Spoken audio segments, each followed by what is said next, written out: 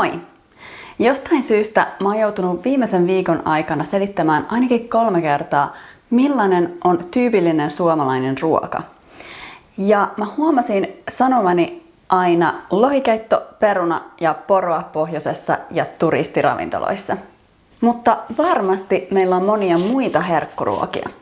Joten tänään mä tarjoilen teille herkullisen suomalaisen aterian. Okei, jos te luette tästä aiheesta Wikipediasta, niin tyylin ensimmäinen lause on, että suomalaiset syö paljon leipää ja maitotuotteita. Hyvä alku.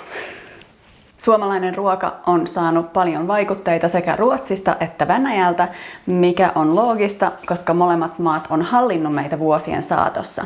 Kuten arvata saattaa, Suomessa käytetään paljon sellaisia raaka-aineita, jotka ensinnäkin kasvaa hyvin pimeässä ja kylmässä ja toisekseen selviää hyvin talven yli, eli juureksia ja kaalta.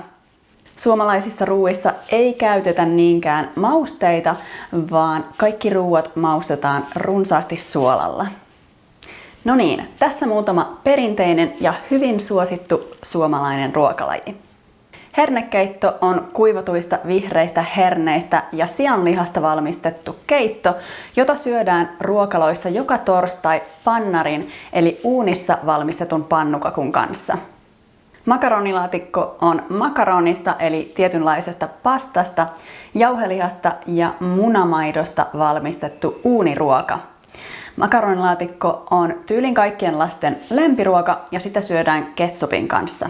Jos sä oot italialainen, mä oon tosi pahoillani kaikkien suomalaisten puolesta.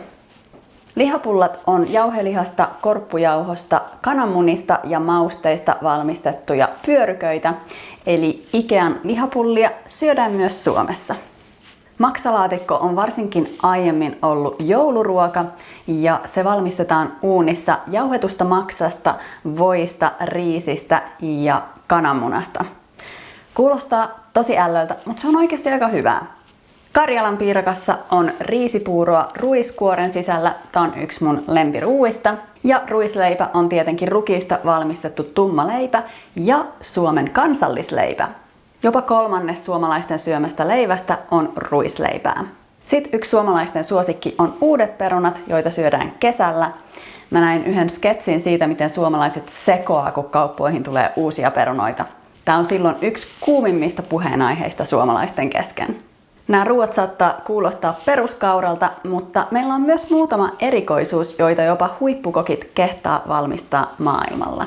Näitä on esimerkiksi leipäjuusto, joka on tuorejuusto, sellainen pilkullinen kiekko, jota syödään yleensä lakkahillon kanssa.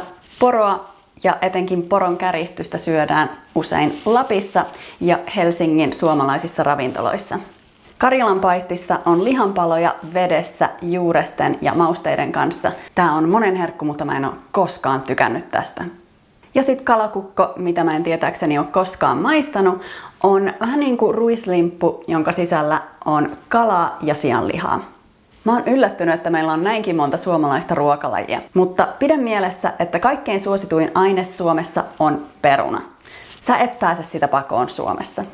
Kirjoita kommentteihin, jos sä oot syönyt jotain suomalaisia erikoisuuksia tai mikä on sun lemppari suomalainen ruoka. Nähdään ensi videossa. Moikka!